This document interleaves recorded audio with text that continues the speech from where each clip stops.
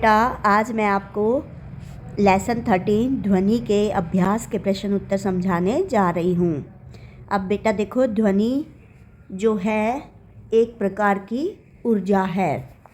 ध्वनि में क्या क्या होता है बेटा? तरंग होती है, तरंग दैर्घ्य होती है, उसके बाद आयाम, प्रबलता, आवृत्ति, आवर्तकाल।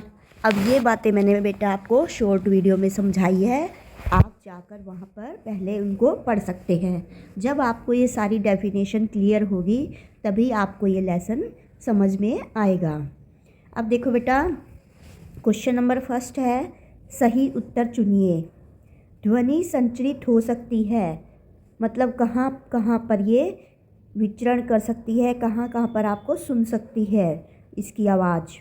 तो देखो, केवल वायु या गैसों में, केवल द्रवों में, केवल ठोसों में, ठोस, द्रवों और गैसों में।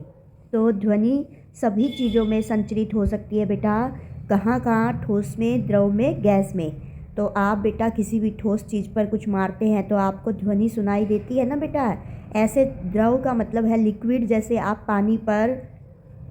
पानी में हाथ मारते हो तो आपको आवाज़ आती है ना बेटा। ऐसे ही गैसों में भी, गैस की भी आपने आवाज़ सुनी होगी जब गैस निकलती है। तो ये ध्वनि जो है सब चीज़ों में संचरित हो सकती है, आपको याद रखना है। ठोसों में भी, द्रवों में भी और गैसों में भी। अब नेक्स्ट क्वेश्चन है बेटा, निम्न में किस वाक् ध्वनि की आवृत्ति न्यूनतम होने की संभावना है? छोटी लड़की की, छोटे लड़के की, पुरुष की या महिला की? तो किसकी आवृत्ति न्यूनतम होती है बेटा? पुरुष की। किसकी आवृत्ति न्यूनतम होती है बेटा? पुरुष की। तो आंसर रहेगा आपका ग। अब आवृत्ति क्या होती है बेटा? 1 सेकंड में कंपन या तरंग दैर्घ्य की संख्या को आवृत्ति कहते हैं। अब ये देखो बेटा, जैसे कोई ध्वनि संचरित होती है तो वो क्या बनाती है बेटा? तरंग या कंपन बनाती है। तो ये देखो बेटा, ये जो आधा चक्र हुआ और ये आधा चक्र हुआ, यहाँ तक क्या हुआ है? ये एक कंपन पूरा हुआ है। दिख रहा है बेटा? यहाँ तक एक कंपन पूरा हुआ है। और जो ये दूरी तय की गई है इसको हम क्या कहते हैं बेटा? इस दूरी को हम लैम्डा मतलब तरंग दैर्घ्य कहते हैं। इस दूरी को क्या कहते हैं बेटा? तरंग दैर्घ्य, और जिसको हम लैम्डा से डिनोट करते हैं। अब आवृत्ति क्या होती है? 1 सेकंड में कंपन या तरंग दैर्घ्य की संख्या को। तो बेटा 1 सेकंड में जितने ये कंपन हो जाएंगे, जैसे देखो एक यहाँ तक कंप्लीट हुआ और फिर दूसरा यहाँ तक कंप्लीट हुआ, यहाँ तक एक हुआ बेटा और दूसरा यहाँ तक हुआ।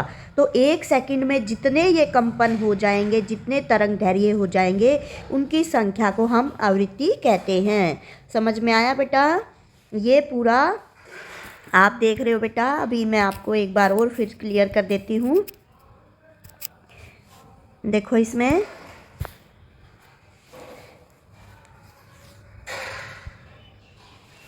यहाँ दिख रहा है बेटा आपको, ये यहाँ से लेकर यहाँ तक एक तरंग दैर्घ्य या एक हमारा क्या हुआ है?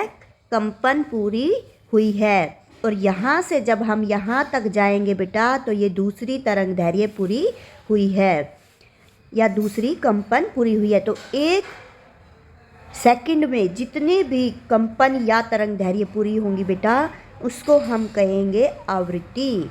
तो किस वाक् ध्वनि की आवृत्ति न्यूनतम होती है? पुरुष की। ठीक है बेटा? अब ये देखो, ध्वनि सही कथन के सामने टी लगाना है आपने, गलत कथन के सामने एफ लगाना है। टी मतलब ट्रू और एफ का मतलब फॉल्स। ध्वनि निर्वात में संचरित नहीं हो सकती, ये ट्रू है या फॉल्स है बेटा? देखो, निर्वात का मतलब क्या होता है बेटा? ऐसा स्थान जहाँ पर ना कोई हवा है ना कोई गैस है, तो वहाँ पर ध्वनि संचरित नहीं हो सकती। तो निर्वात एक ऐसा स्थान है बेटा जहाँ पर ना कोई गैस है ना कोई हवा है, तो ऐसे स्थान पर ध्वनि संचरित नहीं हो सकती। तो ये क्या हो गया बेटा? आपका ट्रू हो गया। तो आप इसके आगे लिखेंगे टी। ठीक है? किसी कंपित वस्तु के प्रति सेकंड होने वाले दोलनों की संख्या को इसका आवर्तकाल कहते हैं। ये बिल्कुल गलत है बेटा। आवर्तकाल की क्या परिभाषा होती है? एक कंपन को पूरा करने में लिया गया समय या एक दोलन।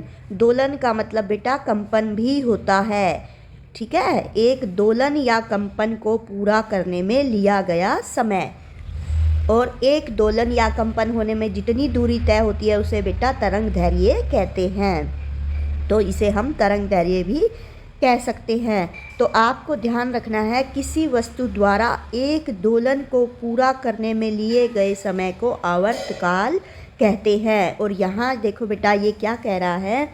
यहाँ कह रहा है कंपित वस्तु के प्रति सेकंड होने वाले दोलनों की संख्या को इसका आवर्तकाल कहते हैं।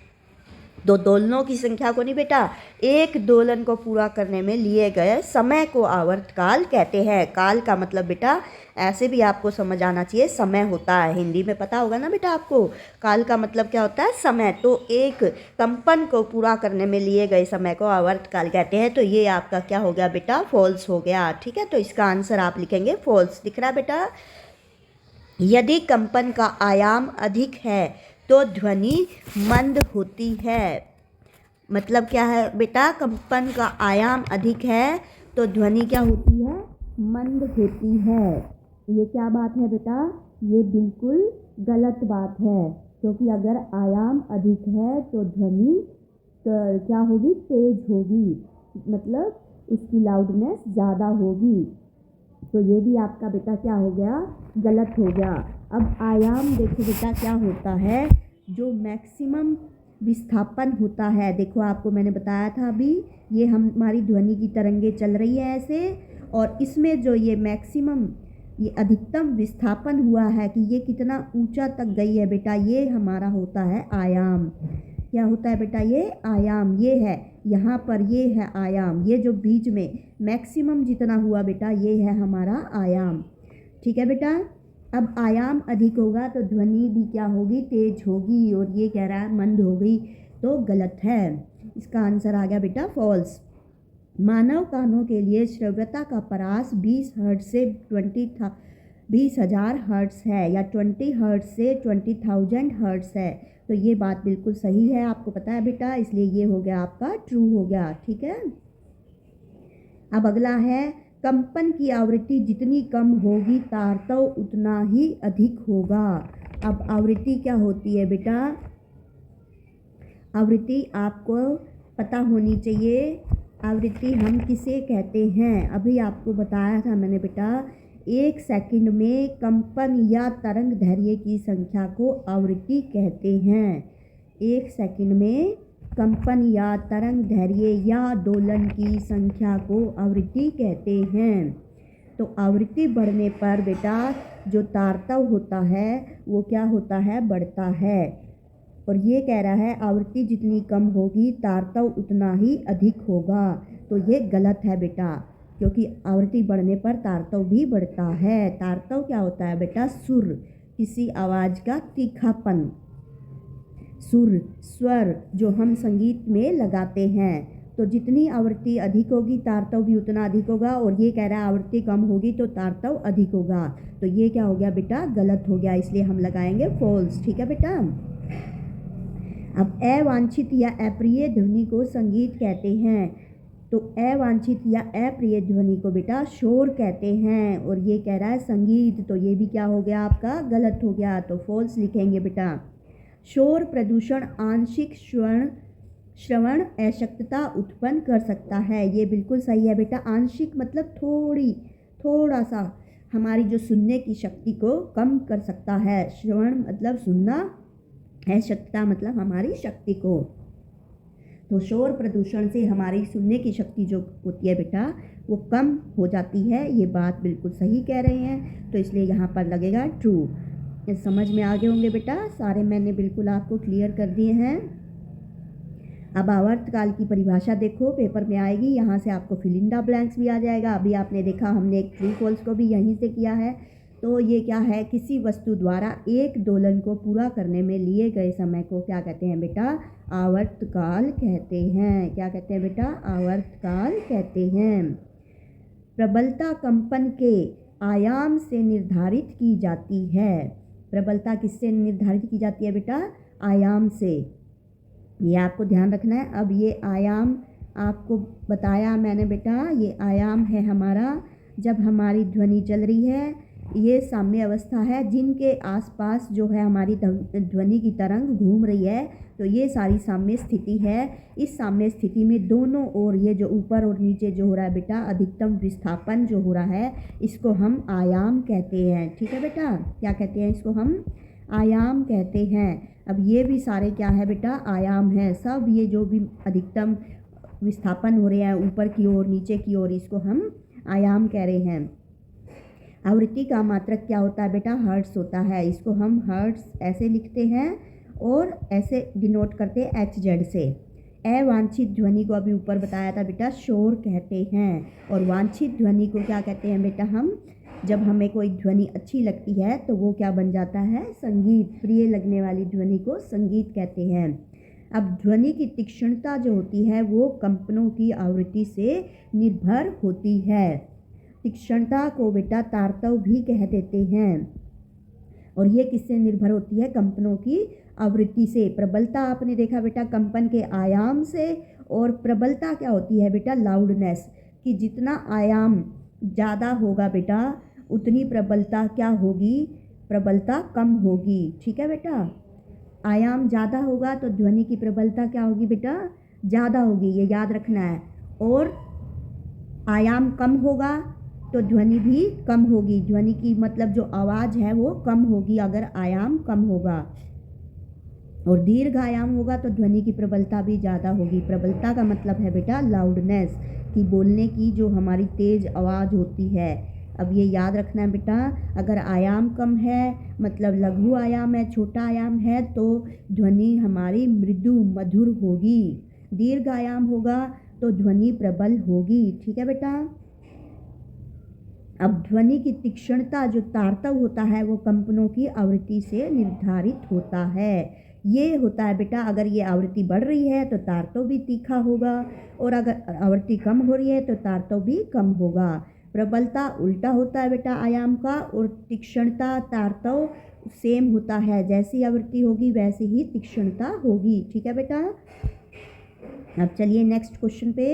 एक दोलन 4 सेकंड में 40 बार दोलन करता है, इसका आवर्तकाल तथा आवृत्ति ज्ञात कीजिए।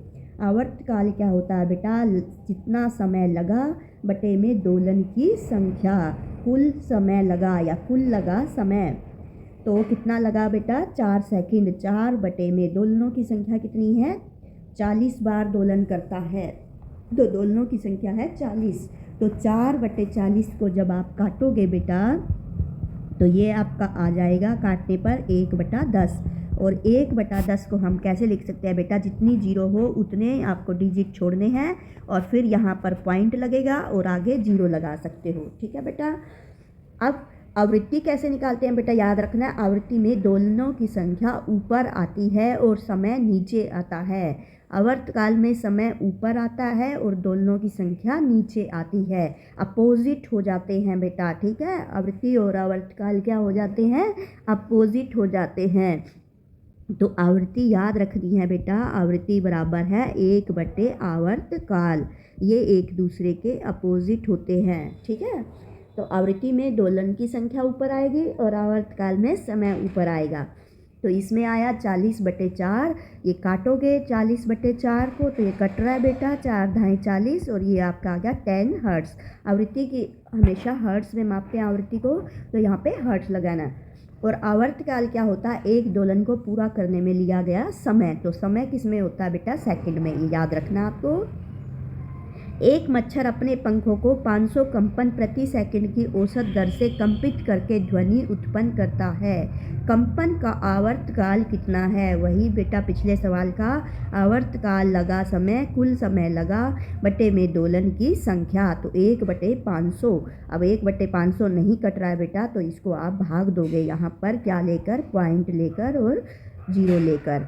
1 है हमारे पास और 500 से हमने इसको डिवाइड करना है, तो यहाँ पर हम क्या लगा देंगे बेटा? पॉइंट लगा देंगे। 1 0 ली तो हमारे पास क्या हुआ? नहीं जा रहा, डिवाइड नहीं हो रहा, फिर हम क्या लेंगे? 2 0 लेंगे।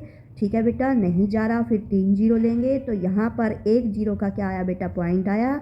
फिर दूसरी 2 जीरो की 2 जीरो आ गई और ये अब कितने पे जा रहा है, 2 पे जा रहा है। ठीक है बेटा, तो अब ये आपका आ गया 0.002 सेकेंड। ठीक है बेटा, निम्न वाद्य यंत्रों में उस भाग को पहचानिए जो ध्वनि उत्पन्न करने के लिए कंपित होता है।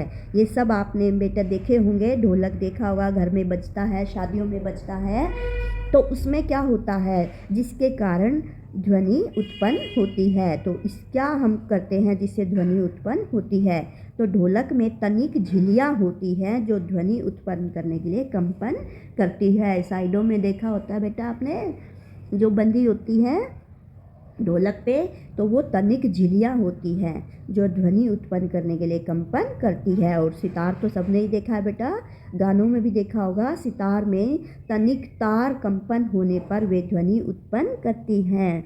आप में से कुछ बच्चे बजाते भी होंगे बेटा सितार, नहीं तो बजाते हुए तो किसी को देखा ही होगा ज़रूर।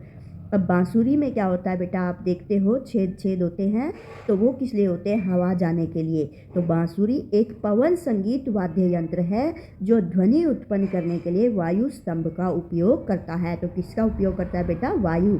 उसके लिए वायु होनी चाहिए, तभी उन छेद में से वायु आएगी और वो ध्वनि उत्पन्न होगी। अब देखो बेटा, नेक्स्ट क्वेश्चन है, शोर तथा संगीत में क्या अंतर है, क्या कभी संगीत शोर बन सकता है। अभी ऊपर आ चुकी है बेटा, शोर और संगीत की मैंने आपको बताई थी। संगीत एक ध्वनि है जो एक मधुर अनुभव उत्पन्न करती है। उत्पन्न मतलब पैदा करती है, हमारे को ऐसे लगता है कितनी सुंदर आवाज़ आ रही है, मधुर आवाज़ आ रही है जब हम संगीत को सुनते हैं। आपको भी ऐसा लगता है ना बेटा। जबकि शोर एक अवांछित और अप्रिय ध्वनि है। देखो बेटा, ये आपका फिल इन द ब्लैंक्स भी हो जाएगा, ट्रू फॉल्स से भी हो जाएंगे और क्वेश्चन का आंसर भी हो गया। तो संगीत क्या है, जो मधुर अनुभव उत्पन्न करती है, और शोर क्या है, अवांछित और अप्रिय ध्वनि है। संगीत प्रकृति, संगीत वाद्य यंत्र आदि द्वारा उत्पन्न होती है। अब प्रकृति से कैसे होती है बेटा, जब आप किसी सुनसान जगह पर जाते हो तो वहाँ पर जब नदियों के पानी की आवाज़ भी आपको सुनाई देगी, तो उसमें भी आपको एक मधुर आवाज़ सुनाई देगी। झरनों की आवाज़ में सुन के देखना बेटा, वही है संगीत, प्रकृति द्वारा भी उत्पन्न होता है और वाद्य यंत्र द्वारा भी उत्पन्न होता है। शोर वाहनों के हॉर्न, मशीनों आदि द्वारा उत्पन्न होता है। शोर तो आपने सुना है बेटा, वाहन के हम हॉर्न तेज से बजाते हैं, जब देखा होगा ना बेटा आपने। और मशीनें जब चलती हैं तो उससे क्या होता है, शोर होता है। क्या उसने अगला पूछा, क्या कभी संगीत शोर बन सकता है। हाँ, संगीत भी शोर बन सकता है। कब, अगर संगीत को ज़्यादा ऊंची आवाज़ में चलाया जाए, जैसे बेटा डीजे चलते हैं शादियों में, है ना, और या जगराते में इतनी तेज़ चलते हैं, तो क्या होता है, उससे ज़्यादा शोर होता है, तो वो हमें क्या लगता है, अच्छा नहीं लगता। और बहुत सारे संगीत एक ही समय में ज़ोर ज़ोर से चलाए जाएं तो क्या हो जाता है, संगीत भी शोर बन जाता है। अपने वातावरण में शोर प्रदूषण के स्रोतों की सूची बनाइए। ये बताइए बेटा, किस किस से शोर प्रदूषण होता है आपके आसपास। देखो, शोर प्रदूषण के प्रमुख कारण है वाहनों की आवाज़ें, विस्फोट जिनमें पटाखे फोड़ना, मशीन, लाउडस्पीकर आदि शामिल है। घर के स्रोतों में भी शोर प्रदूषण होता है। ऊंची आवाज़ में चलाए गए टेलीविज़न तथा ट्रांजिस्टर, रेडियो, कुछ रसोई के उपकरण, कूलर, वातानुकूलक सभी शोर प्रदूषण के लिए उत्तरदायी हैं। सब चीज़ें पता है बेटा, ये तो आपको बिल्कुल इजी था। ये तो शोर प्रदूषण किससे होता है, सारी बातें आपने देखी हुई हैं। अब नेक्स्ट है प्रश्न नंबर 10 है, वर्णन कीजिए कि शोर प्रदूषण मानव के लिए किस प्रकार से हानिकारक है। अब देखो बेटा, इससे बहुत सी बीमारियां हो जाती है, वही हम इस आंसर में आपको बताएंगे। जैसे अनिद्रा, मतलब नींद नहीं आती है ज़्यादा शोर से। आप देखते होगे बेटा, डीजे बज रहा होता है आसपास, जब शादी होती है तो हमें नींद नहीं आती। अति तनाव, उच्च रक्तचाप और हाई बीपी भी हो जाता है, इससे हमारा ब्लड प्रेशर बढ़ जाता है, चिंता हो जाती है तथा अन्य स्वास्थ्य संबंधी विकार शोर प्रदूषण से उत्पन्न हो सकते हैं। विकार मतलब बेटा दोष, कुछ कमी हो जाती है हमारे अंदर। लगातार प्रबल ध्वनि के प्रभाव में रहने वाले व्यक्ति की सुनने की क्षमता अस्थायी अथवा स्थायी रूप से कम हो जाती है। अस्थायी का मतलब है बेटा, कभी उसे सही सुन जाता है और कभी नहीं सुनता। स्थायी रूप से मतलब हमेशा के लिए ही उसे सुनता नहीं है। लगातार अगर तेज़ ध्वनि के शोर में, जैसे कई फैक्ट्रियों में क्या होता है बेटा, मशीनें बहुत तेज तेज आवाज़ में चलती है, और अगर वहाँ पर कोई बंदा रोज़ ड्यूटी करने जाता है तो उसके सुनने की शक्ति क्या हो जाएगी बेटा, कमज़ोर हो जाएगी। और या कोई डीजे का काम करता है तो थोड़े दिन बाद उसकी भी सुनने की क्षमता क्या हो जाएगी, कमज़ोर हो जाएगी, या बिल्कुल ही नहीं सुनेगा। अब नेक्स्ट क्वेश्चन है बेटा, आपके माता पिता एक मकान खरीदना चाहते हैं। उन्हें एक मकान सड़क के किनारे पर तथा दूसरा सड़क से 3 गली छोड़कर देने का प्रस्ताव किया गया है। आप अपने माता पिता को कौन सा मकान खरीदने का सुझाव देंगे? अपने उत्तर की व्याख्या कीजिए। अब देखो, आपको बेटा पता ही है सड़क के किनारे क्या होता है, शोर प्रदूषण ज़्यादा है, इसलिए मैं एक ऐसे मकान का सुझाव दूंगा जो सड़क के किनारे से 3 गली दूर है, क्योंकि वहाँ प्रदूषण स्तर, वायु और शोर प्रदूषण, वायु प्रदूषण भी होता है क्योंकि बेटा जो वाहनों से धुआं निकलता है सड़क पर, उससे क्या हो जाता है, वायु प्रदूषण होता है। और शोर प्रदूषण, सड़क पर अब वाहन आ रहे हैं जा रहे हैं तो सब अपना अपना हॉर्न बजाते चलते हैं, इसलिए क्या होता है, शोर प्रदूषण भी ज़्यादा होता है। और भी बाकी सारे भी फेरी वाले भी सड़क पर ज़्यादा होते हैं बेटा, तो उनसे क्या होता है, शोर प्रदूषण ज़्यादा होता है। इसलिए मैं ऐसे जगह मकान खरीदना चाहूँगा जो सड़क से 3 गली अंदर हो, तो उसमें कुछ हद तक तो कम होगा। कौन से प्रदूषण कम होंगे बेटा, वायु और शोर प्रदूषण। नेक्स्ट क्वेश्चन देखिए बेटा, क्वेश्चन नंबर 12 है, मानव वाक यंत्र का चित्र बनाइए और इसके कार्य की अपने शब्दों में व्याख्या कीजिए। तो बेटा आपको ये वाक यंत्र बनाने की प्रैक्टिस करनी है। दिख रहा है बेटा आपको ये वाक यंत्र है। मानवों में ध्वनि वाक यंत्र या कंठ द्वारा उत्पन्न होती है। किसके द्वारा होती है बेटा, जो ध्वनि निकलती है हमारे शरीर से वो किसके द्वारा होती है, वाक यंत्र या कंठ जो होता है बेटा, गले द्वारा उत्पन्न होती है। वाक यंत्र या कंठ के आर पार 2 वाक तंतु इस प्रकार तने हुए होते हैं बेटा कि उनके बीच में वायु के निकलने के लिए एक संकीर्ण झिर्री बनी होती है। जब फेफड़े वायु को बलपूर्वक झिर्री से बाहर निकालते हैं तो वाक तंतु कंपित होते हैं, जिससे ध्वनि उत्पन्न होती है। तो क्या होते हैं बेटा, हमारे कंठ के आर पार 2 वाक तंतु होते हैं और वो इस तरह से लगे हुए होते हैं कि उनके बीच में से वायु निकलने के लिए एक संकीर्ण झिर्री बनी होती है। और जब फेफड़े वायु को बलपूर्वक झिर्री से बाहर निकालते हैं, हमारे फेफड़े क्या होते हैं बेटा, सांस लेने और बाहर निकालने का काम करते हैं ना, तो सांस कैसे जाती है, वायु को ही तो हम ले रहे हैं अपने अंदर, उसी को हम सांस कह रहे हैं। तो जब वायु को बाहर निकालते हैं तो बल लगाते हैं हमारे फेफड़े, तो वाक तंतु क्या होते हैं, कंपित होते हैं, जिससे ध्वनि उत्पन्न होती है।